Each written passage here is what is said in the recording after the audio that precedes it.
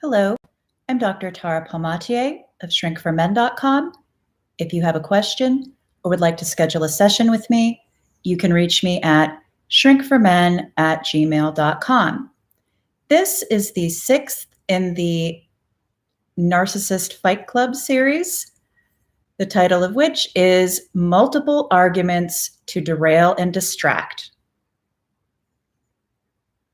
Relationships with narcissists, borderlines, histrionics, psychopaths, bullies, professional victims, and emotional reasoners, whatever label you prefer, are often riddled with conflict.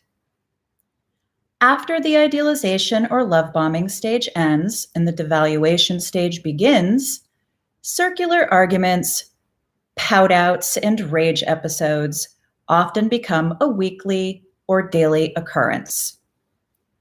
Conflicts are rarely resolved and are frequently rehashed with each new conflict. In an effort not to trigger an abusive wife, husband, girlfriend, or boyfriend, many clients find themselves walking on wall-to-wall eggshell carpeting. Perhaps you've made a similar interior design and choice. Living this way is both crazy-making and exhausting. Eventually, it becomes untenable. Oftentimes, conflict with these personalities feels like playing the classic arcade game Whack-A-Mole. Just as you disprove their initial complaint using facts, reason, and logic, boing, new complaints, false allegations, and victim narratives spring up.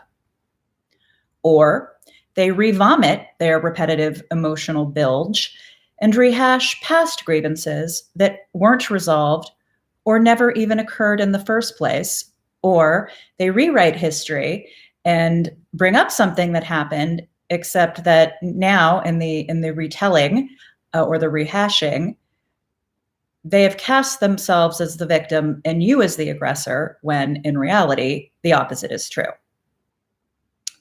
Each time you whack-a-mole back into its hole, 3 more pop up. It just doesn't ever stop. So what kinds of arguments do narcissists and borderlines typically manufacture? The pointless kind. Actually, conflict can be multi-purpose, as long as the purpose isn't effective conflict resolution that involves mutual compromise. Narcissists and borderlines routinely create conflict to get your attention. Drama also relieves their chronic boredom by giving them an adrenaline rush. Conflict is about getting a win. In other words, they want to dominate or bully you in order to feel in control. Sometimes they'll pick a fight to distract you from something awful they've already done or are planning to do that you may or may not know about yet. For example, they gin up some faux outrage and then storm out of the house for a prearranged tryst with the person they're cheating on you with. Alternatively, they use conflict to unload their feelings that may or may not have anything to do with you because they don't know how to self-soothe, i.e., regulate their emotions. This pretty much makes you their emotional barf bag, as unpleasant an image as that is. Sometimes they instigate a fight because someone else inflicted a narcissistic injury, that is, a fragile ego boo-boo. They take it out on you instead of the person who unwittingly made them feel inferior or didn't make them feel special enough. The high-functioning ones do this rather than tarnish their public mask or false self. And okay, I want to take a quick moment to explain what a narcissistic injury is. If you're dealing with a narcissist or a borderline, a narcissistic injury typically leads to a narcissistic rage, which naturally you would like to avoid. Don't blame you. They suck. For non-disordered people, we can have experienced a narcissistic injury too. But when it happens to somebody who is not disordered, or in possession of a preponderance of disordered traits, whether they're ever diagnosed or not, it usually doesn't lead to a narcissistic rage. Okay, if you're not disordered, you will experience a narcissistic injury when someone in the present trips over or bumps into inadvertently an old wound from childhood that you have not healed or resolved yet. So you have a much more powerful emotional response to this event in the present, not because it's merited or proportional, but because it goes back to this old painful experience that you haven't dealt with yet. Okay? All right. Back to my point. The other reason they will pick a fight, and I personally think this is evil, is to set you up for a false domestic violence charge. Gentlemen, if you're divorcing or about to divorce a woman with these issues, do not take the conflict bait. Walk away from any kind of argument or disagreement, and don't forget to ABR, always be recording. Look, most people are uncomfortable with the idea of recording your spouse or partner, but if you are a man, this is a legitimate, real, dangerous issue. When the cops come, it is going to be your word against hers. Okay? And having the recording of her attacking you or explicitly stating, who do you think the cops are going to believe, me or you? That can save you thousands and thousands of dollars of court expenses and actually might end up with her getting arrested, which wouldn't be a bad outcome. Okay? All right. So, next section. Shut the conflict down by offering solutions, not endless discussions about their feelings. Ugh.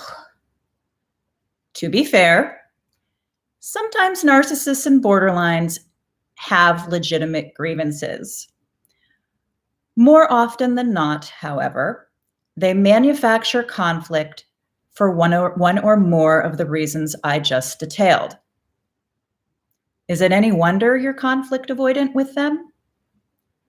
There's no conflict resolution to be had with these individuals. Additionally, their conflict style is so toxic, it's only natural that you seek to avoid them when they're spoiling for a fight. And that's not an example of you not being a man or not having emotions. What's the point of having an argument with someone who's not going to fight fair and who doesn't really care about resolving the issues? It's just about getting a win and blaming you for everything. There is no point to it, so stop doing it. When they're itching for a conflict, don't ask them about their victim-y feelings. That's a bottomless pit of black. Unless, of course, you enjoy spending hours in that particular endless hellscape. Asking them about their feelings is like throwing a bucket of chum into shark-infested waters and then diving in without a shark cage or one of those spear gun thingies. Furthermore, don't argue the veracity of their grievances.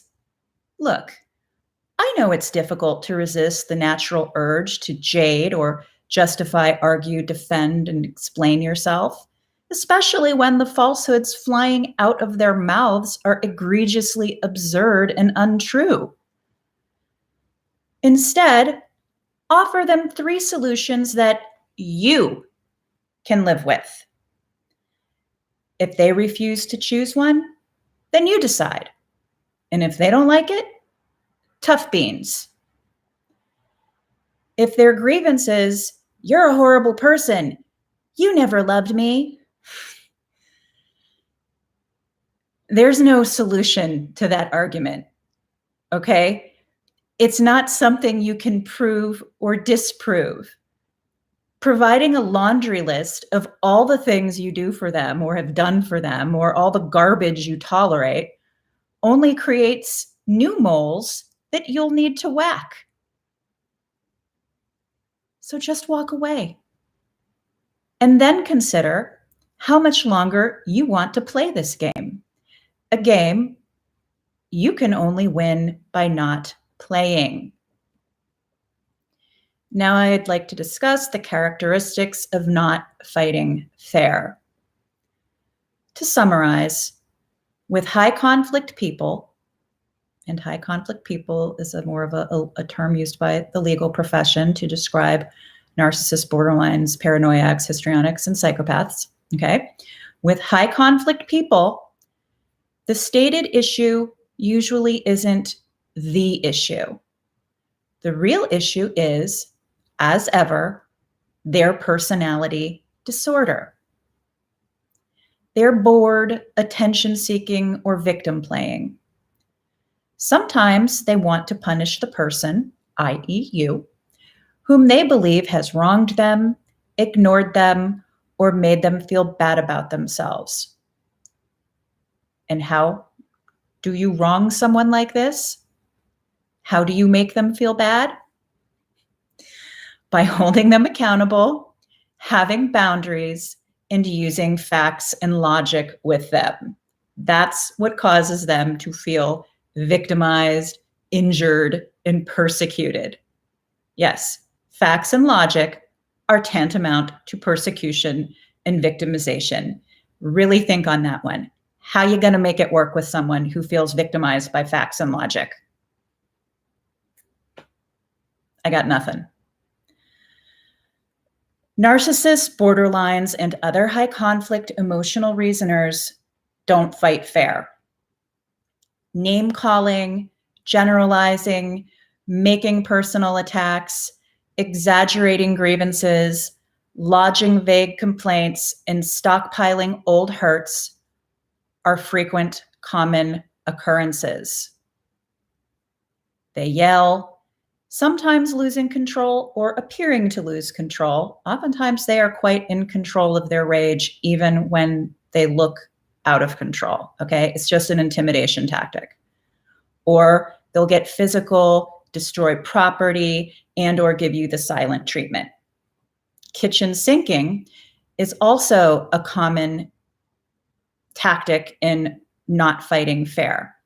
And kitchen sinking is bringing up old resentments, sometimes going back years or decades, during an unrelated argument in the present. And that is the psychological term for playing the game of whack-a-mole, kitchen sinking. In my experience, kitchen sinking usually happens when the narcissist or borderline isn't able to defend their actions with doublespeak, or by engaging in DARVO, deny and reverse victim order, which is claiming the role of victim or injured party when they are in fact the aggressor, reversing cause and effect regarding their behavior, or emotionally overwhelming their partner/target via rage, crying, or pouting. They do this to distract from the original issue of the conflict that was either initiated by you or you responded to their complaint using reason and facts to disprove their complaint. To avoid that is when they bring up old grievances or create new grievances. Hence the comparison to whack-a-mole. Just as you quell or disprove one of their arguments, they will launch new ones. Now, there are several reasons why they engage in kitchen sinking. One, they're really not interested in conflict resolution. I keep saying that, and I'm going to keep saying that until you understand that. When conflicts, disagreements, and hurt feelings aren't resolved, they get stored in the resentment warehouse. With each new conflict, past resentments are then recycled, particularly if you have a new grievance or issue. That's when you will often hear them say something like, oh yeah, well, what about the time you blah, blah, blah, blah, blah, blah, blah, blah, blah. This is unhealthy. It's also not effective, conducive to effective conflict resolution. These old resentments become corrosive and eventually turn into contempt in both you and the narcissist or the borderline, okay? Because you're going to become resentful about this pointless conflict and all of the other things that are unhealthy and unfair in the relationship. And they, these many disordered people nurse their resentments in grievances like a sow nurses her little piglets, okay? And they don't ever let them go. There is no coming back from contempt in a relationship once it develops. According to John Gottman, he's a pioneer in imago therapy, contempt is one of the 4 horsemen of a relationship apocalypse. The other 3 are criticism, defensiveness, and stonewalling. Kitchen sinking keeps all the old resentments alive and fresh, thus maintaining the narcissist's or borderline's victim status. Now, I want to just take a moment to talk about the Gottman's 4 horsemen of a relationship apocalypse, okay? Those 4 characteristics, contempt, criticism, defensiveness, and stonewalling, those are fundamental components of any relationship with a narcissist or borderline. They're present, okay? It is the nature of relationships with that kind of individual. So, take that for what it's worth. Your relationship is characterized by what John Gottman describes the 4 horsemen of a relationship apocalypse. Okay, moving on. 2, winning. For many narcissists and borderlines, fighting is about winning. Sometimes the fun is in bullying or haranguing you into agreeing with something you both know is nonsensical. When fighting with someone like this, the more right you are, the more wrong you are. Let that sink in for a minute, okay? The more sensible your argument, the more incomprehensible their argument becomes. There's no way to legitimately counter or win an argument based on reason, facts, evidence, and logic with these individuals. How do they counter reason, facts, evidence, and logic? They rage, pout, bully, cry, threaten, silent treatment, kitchen sink, and victim posture until you concede. Kitchen sinking is an especially effective way to wear you down and wear you out. Ta-da! They win. 3, engagement. Endless circular arguments and kitchen sinking keep you engaged. If you're still fighting with them, then you're not divorcing or breaking up with them, which they experience as abandonment, even though it's not really abandonment. But abandonment is one of the 5 fears that drive these individuals, okay? As I said, kitchen sinking is effective in this respect. Remember, this kind of conflict is their normal. It's incredibly abnormal. Okay.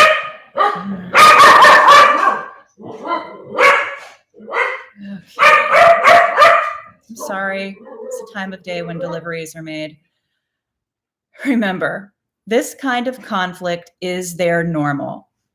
It's incredibly abnormal, unhealthy, and destructive, but it's how they emotionally engage.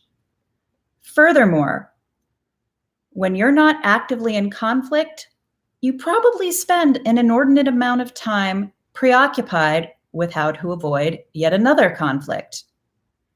In reality, this is an indirect form of engagement that, again, keeps your attention on the adult toddler. Your time would be better spent understanding why you tolerate such toxic nonsense and formulating an exit strategy. And 4, avoiding accountability. Kitchen sinking. I am just having one of those days. Kitchen sinking is a great way to derail and tangent an argument via distraction. Okay, that's all it is. It's a distraction technique. Don't pay attention to your legitimate issue over here. Pay attention to all my stuff.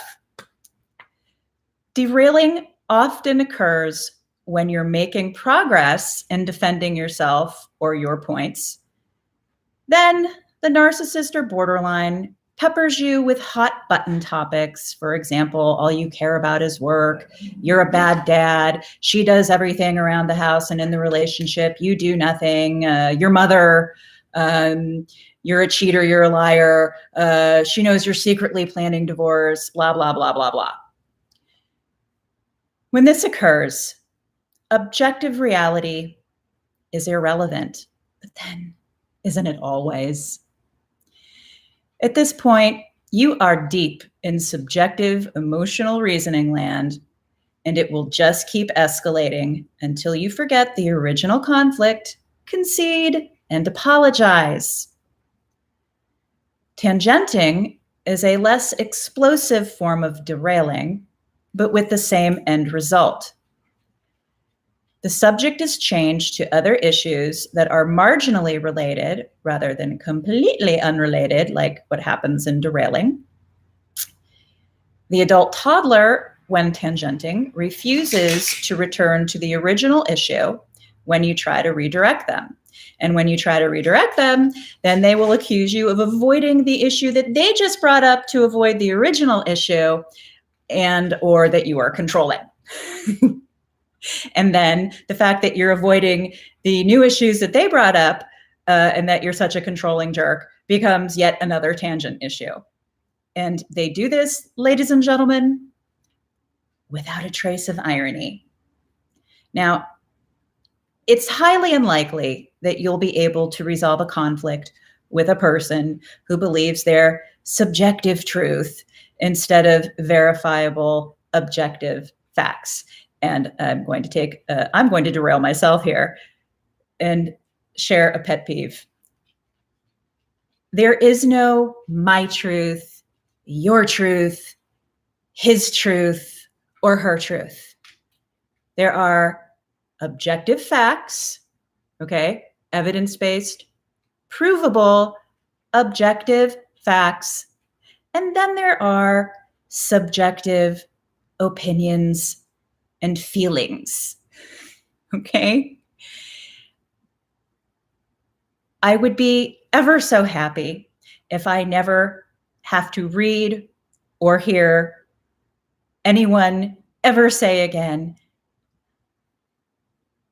I'm just speaking my truth. Okay. Now I'm going to re-rail myself. How can you reach an equitable resolution with a person who thinks compromise is the new C word and that all interpersonal interactions are zero-sum games? Finding mutual resolution with someone who experiences a fair win-win resolution as a crushing defeat is impossible, okay? Now, sometimes you can force the narcissist or borderline to agree to a fair and equitable resolution or compromise, but there usually needs to be a third party who has the authority to enforce it, like a mediator or an arbitrator or a court referee, magistrate, or judge. They do not agree to fair and equitable on their own unless they're afraid of a pretty undesirable consequence, or again, unless they are forced into it by someone who has the authority to make them agree to it. But when that happens, they don't feel good about it. They don't see a fair, equitable resolution or compromise as fair or equitable. They feel victimized by it. And this is an important thing for you to consider too. If your partner feels victimized and defeated at the thought of a fair, equitable, you get a little, I get a little, we both don't get everything we want, compromise, how are you can't get to that with them. It's just, you can't. Since you can't win by playing by the narcissist or borderline's rules, how do you win? You drop the rope. You let go of the need to prove you're a good boy or a good girl or that you're right to someone who's determined to win, even if it's destructive to themselves, to you, to the children, and to the relationship. That's how you win a game of whack-a-troll. You don't play. It's that line from the early 1980s movie War Games with Matthew Broderick. The only way to win is not to play with them. Or you can keep playing by the narcissist's one-sided rules. I think it's better to redefine winning, which usually means ending the relationship and taking your life back. If you're still in one of these relationships and trying to preserve what's left of your sanity and physical health and money, and they're creating yet another conflict and they're kitchen sinking and moles are popping up everywhere to be whacked, redirect them back to the original issue and hold them to it. If they defiantly persist, just walk away. It's hard to win a war on multiple fronts, hence the mushrooming multiple conflict points. Kitchen sinking, to use another metaphor, is like a baseball pitching machine gone berserk. You're just going to keep swinging and swinging and swinging, and those balls are just going to keep hurtling towards you. Until you're ready to exit the relationship, if you are really determined to try to make this work, I recommend investing in a helmet and a reinforced steel cup, because those will help you out a lot more than trying to explain yourself more clearly or being more patient and more tolerant. Again, I am Dr. Tara Palmatier of shrinkformen.com. If you have a question or would like to schedule a session with me, you can reach me at shrinkformen@gmail.com. Thank you for watching and have a good day.